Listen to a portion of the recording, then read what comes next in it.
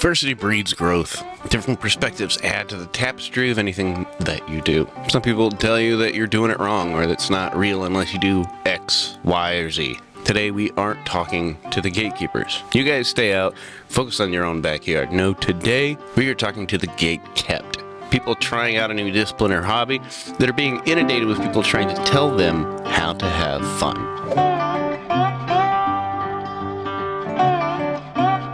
Alright, for those who might not know, just for clarification, gatekeeping is basically people are setting arbitrary rules and standards on a given topic and then policing and enforcing those as they see fit. I'll put a definition right here of what gatekeeping actually means, but just thought we'd have some clarification before. But I just thought we'd have some clarification before we continue.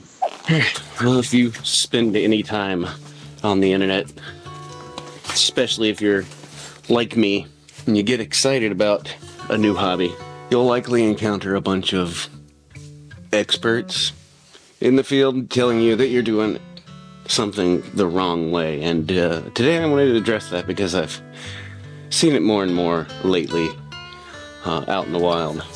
Now, I don't want to address this in a way that's coming after people for doing it, and more this is going to be a message for the people that are like me. And when you start doing something new, you start doing your research and you come across this kind of mentality, and I don't want you to get discouraged when you're doing something new.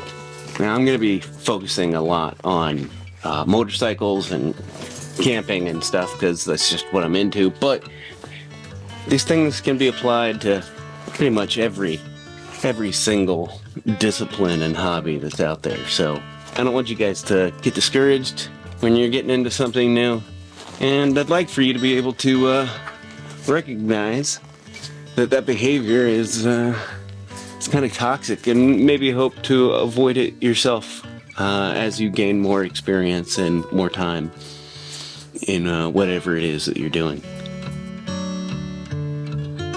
The beauty of motorcycles lies in the diversity of the community, whether you ride a sport bike, a cruiser, a dual sport, or anything in between.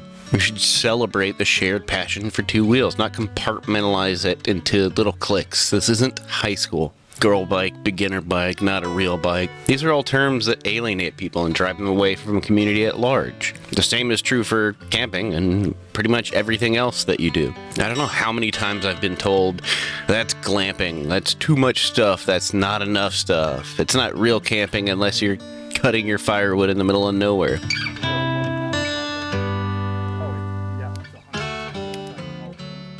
There is no blueprint for enjoying something. As long as you aren't hurting anyone, you should not change your style just to conform. Set yourself up for a good time. If you enjoy it, you are more likely to keep doing it. As much as we can appreciate Type 2 fun, Type 1 fun is more encouraging, especially for those that are new. Who cares if you're not like full send on a big off-road bike, on trails and stuff, and you're just putting along, sitting down and enjoying it? Like, who gives a shit how that person is enjoying the thing that they enjoy? There's different types of fun, right? There's like your Type 1s where it's fun in the environment, and then Type 2, it's like fun after the fact. I like both of those, and both of those have a place. To me, I much prefer Type 1 fun. I like enjoying myself in the moment, because that's also Type 2 fun, because then you get to look back on the whole thing fondly.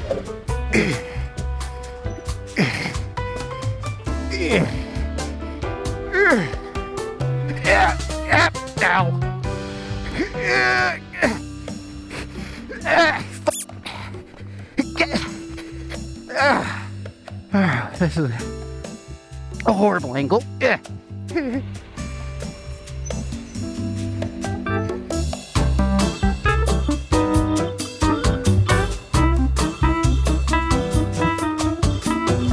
Okay. Well, I hate you now.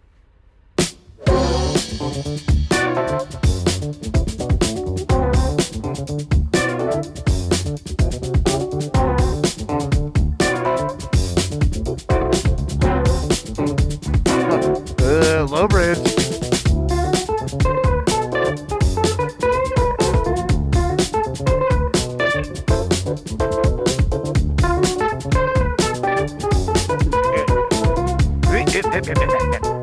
I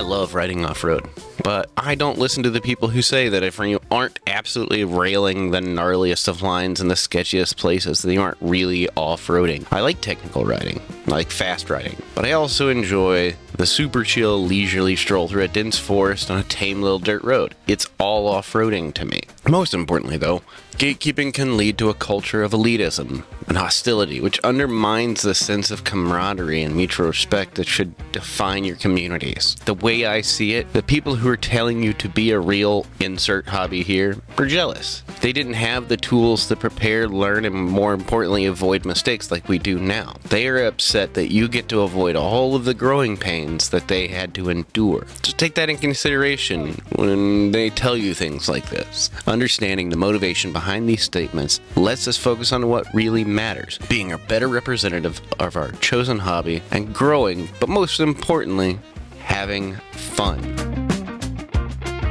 So, let's shift our focus from creating barriers to instead fostering an inclusive and supportive environment for everyone who shares our love for motorcycles, camping, rock climbing, or competitive crocheting. Let's embrace diversity, learn from each other, and most importantly, remember that at the end of the day, it's not about how you do it, but the joy of doing it.